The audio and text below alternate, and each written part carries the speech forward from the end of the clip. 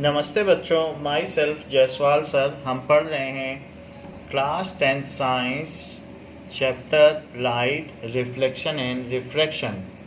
Last class में हमने laws for image formation देख लिया था for spherical mirrors. Now we will see for spherical mirror prove the formula F is equals to R by 2 for spherical mirrors। तो इस चीज के बारे में कहा गया है। Now if the rays are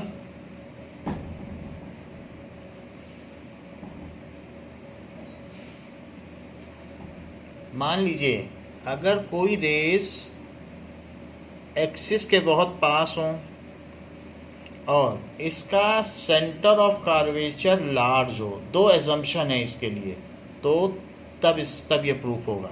पहली चीज, रेस पास हो प्रिंसिपल एक्सिस के, so this is C and this is P। If ray is paraxial, that is axis के पास, paraxial, near to principal axis.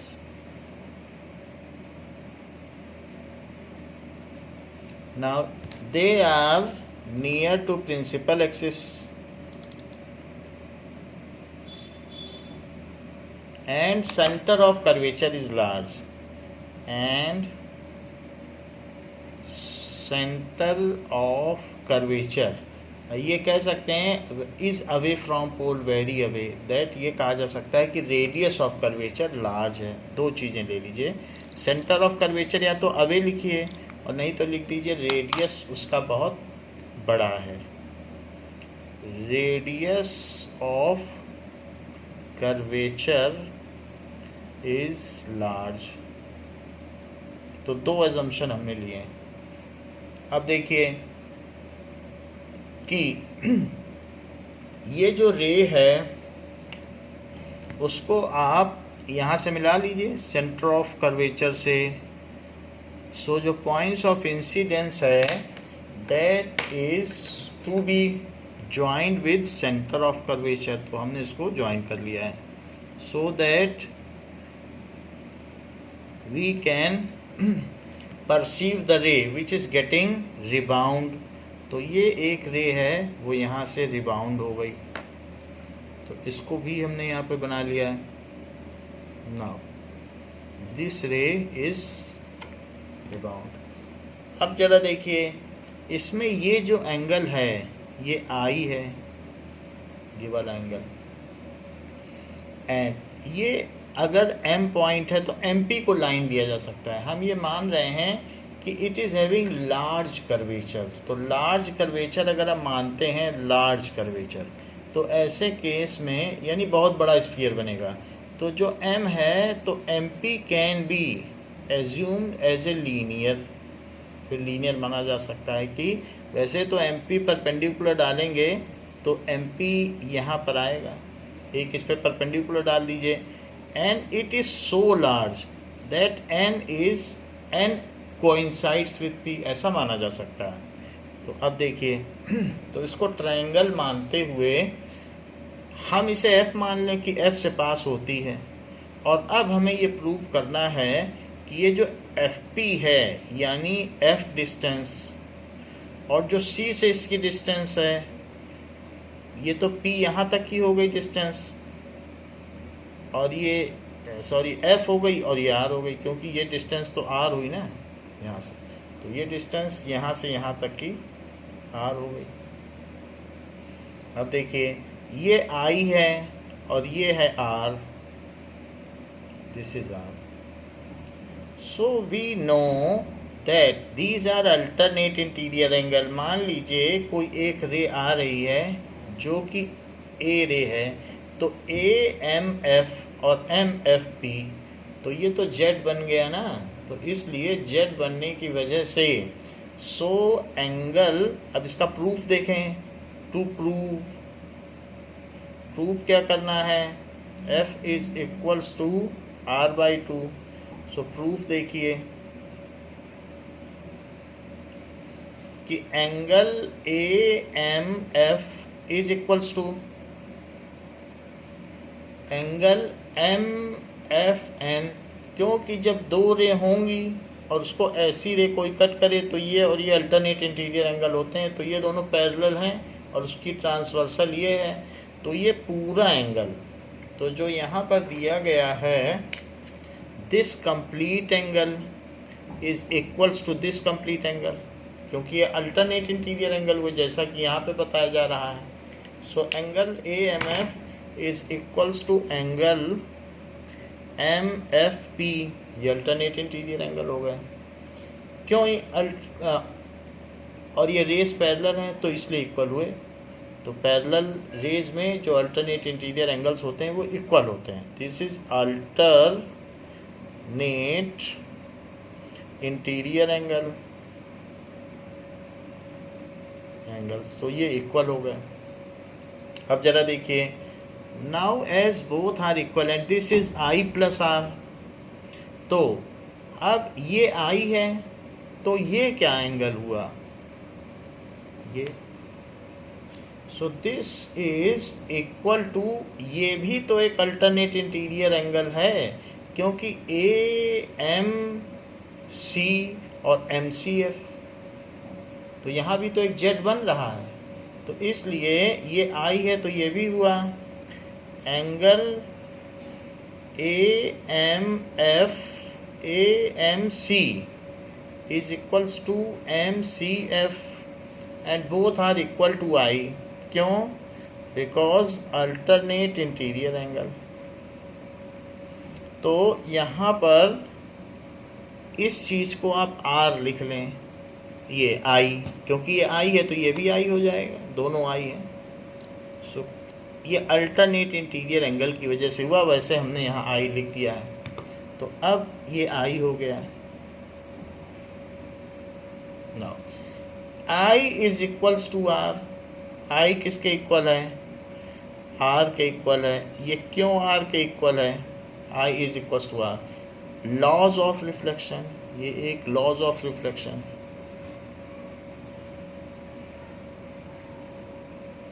अब जरा देखिए, तो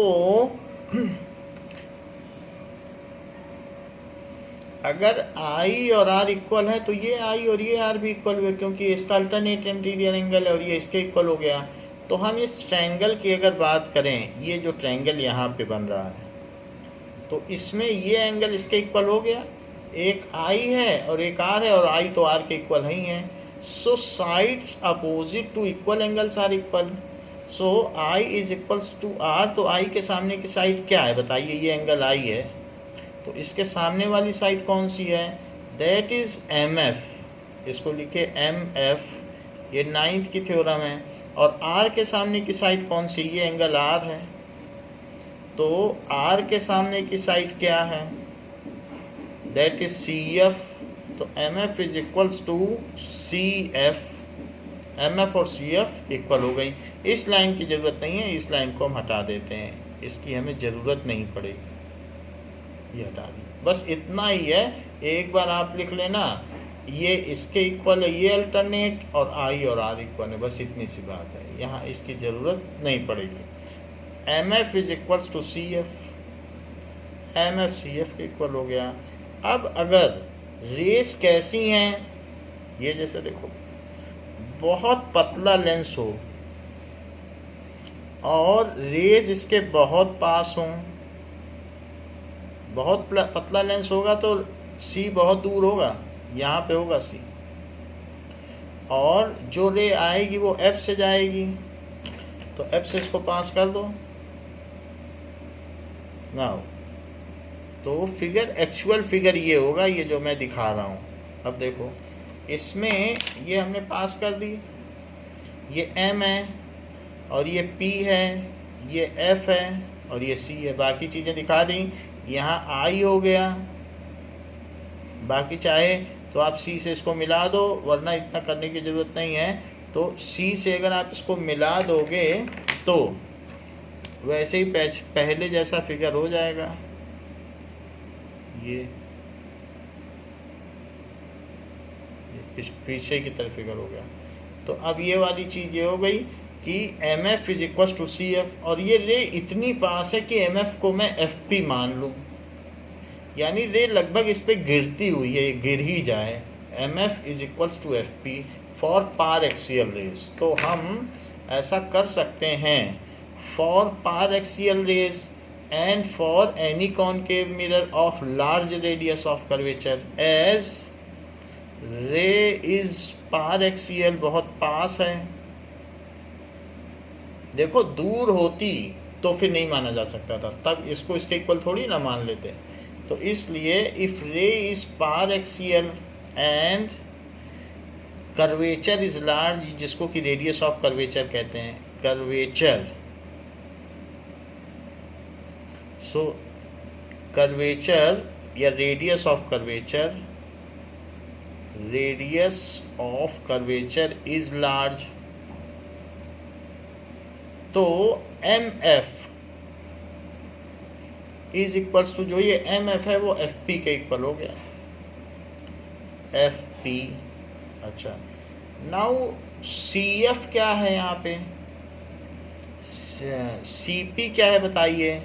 it is C F plus F P, C P C F plus F P, और C F खुद क्या है, सो सी एफ यहाँ देख लीजिए, C F is equals to M F, तो यहाँ सी एफ की जगह एम एफ लिख लें और एम एफ की जगह एफ पी बाद में लिख लेना। C F is equals to M F, ऐसा मैंने इक्वेशन नंबर 1 से किया है, प्लस एफ पी।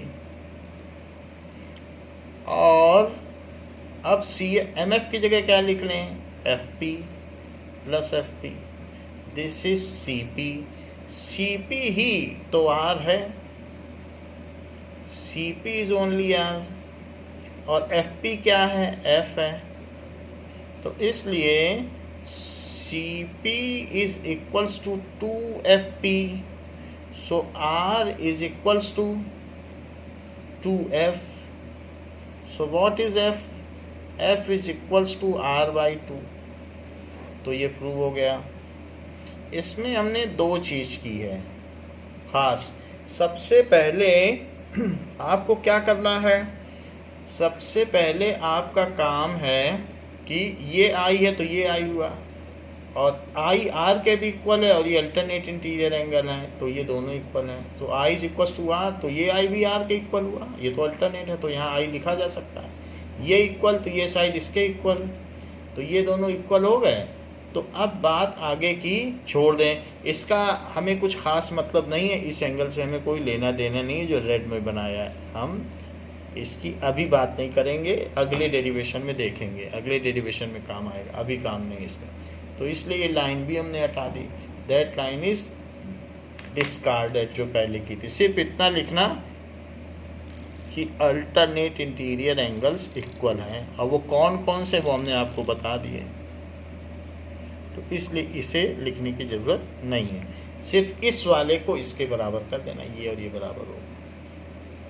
अब देखो बराबर हो गए, तो C F is equal to M F लिख लिया, C F is equal to M F. लेकिन एम एफ को मैंने एफ पी क्यों लिखा, एम एफ को एफ पी भी तो लिखा है, वो क्यों लिखा, क्योंकि रेस पार एक्सियल है, तो एम एफ एफ पी के इक्वल। ये इतनी पास है कि लगता है कि इस पे गिर जाएगी, तो जब बहुत they are proximal, they are very close to it, then M F can be assumed as F P, और फिर सी पी की जगह C F plus F P लिख लो, फिर सी एफ की जगह एम एफ लिख लो, और एम एफ की जगह एफ पी लिख लो। देखो सी एफ है, सी पी सी एफ है, और सी एफ की जगह एम एफ लिख लो, एम एफ की जगह एफ पी लिख लो, बन गई बात।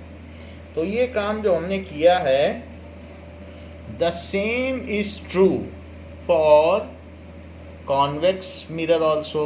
So ये हमने concave mirror के लिए किया है। Now for convex mirror,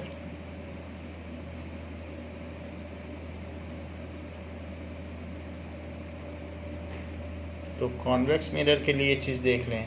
यहाँ जो हमने किया है उसको हमने लिखा तो नहीं है, बट आप लिख लें concave mirror.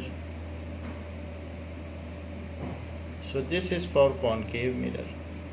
And now let us see the same for convex mirror. तो convex mirror के लिए आप क्या करेंगे, एक डायग्राम बना लें. तो डायग्राम बना लें, इसमें कॉन्वेक्स मिरर ले लें और एक कोई रे इसके पास आ रही है जो कि पार एक्सियल है. This is C. तो वो जो रे आ रही है वो ऐसा लगेगी जैसे कि एफ से जा रही है. ये तो होती है जो पैरेलल है, अभी हमने पढ़ा है रूल्स फॉर इमेज फॉर्मेशन. तो जो पैरेलल आती है it seems to diverge from F convex में. तो ये ऐसे हो गई. इसको सी से मिला लो. तो सी से हमने इसको मिला दिया.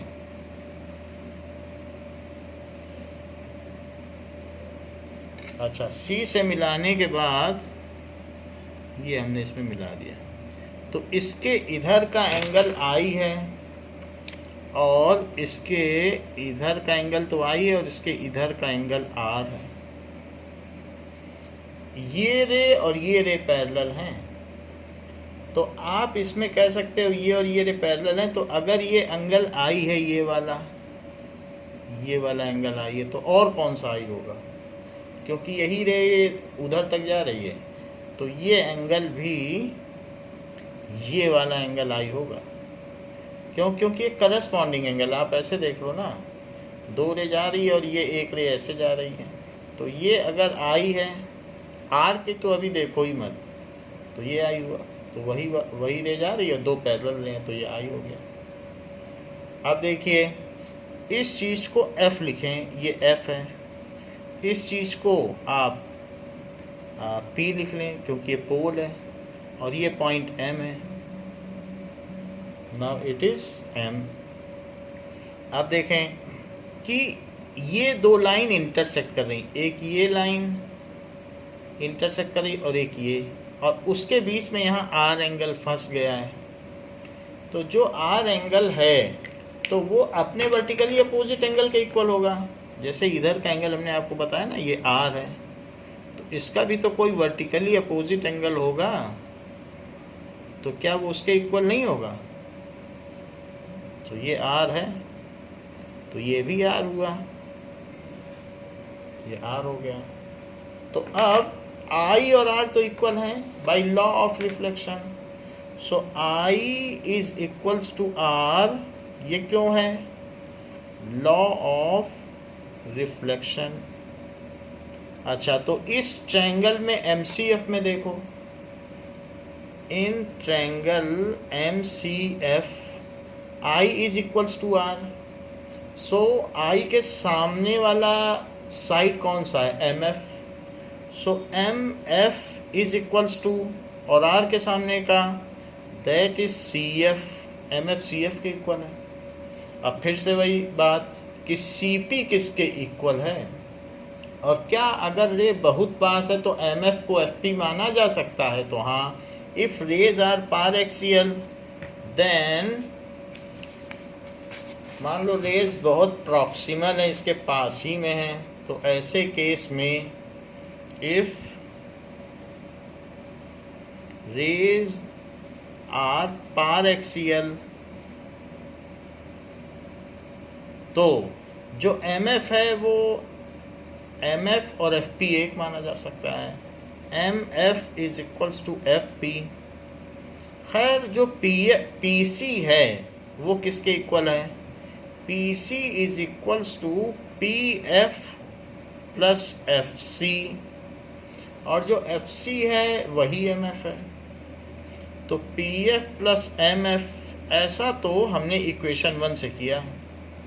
सो इक्वेशन 1, बट एम एफ क्या है? वो एफ पी है. So it is P F plus P F. ऐसा हमने इक्वेशन 2 से किया है. तो इसलिए P C is equals to, P C किसके इक्वल है? 2 P F. But P C तो आर है, क्योंकि पोल से सेंटर ऑफ कर्वेचर के बीच की डिस्टेंस क्या होती है, आर, और पोल से फोकस की, प्रिंसिपल फोकस की एफ होती है। तो पी एफ कितनी हो गई, ये एफ हुई, तो एफ क्या हो गया, r/2। तो इस तरीके से हमने इसे कॉन्वेक्स के लिए भी प्रूव कर दिया। तो that rule now hold good for convex as well as concave mirror की focal length radius of curvature की हाफ होती है। अब हम इसका यूज़ करेंगे।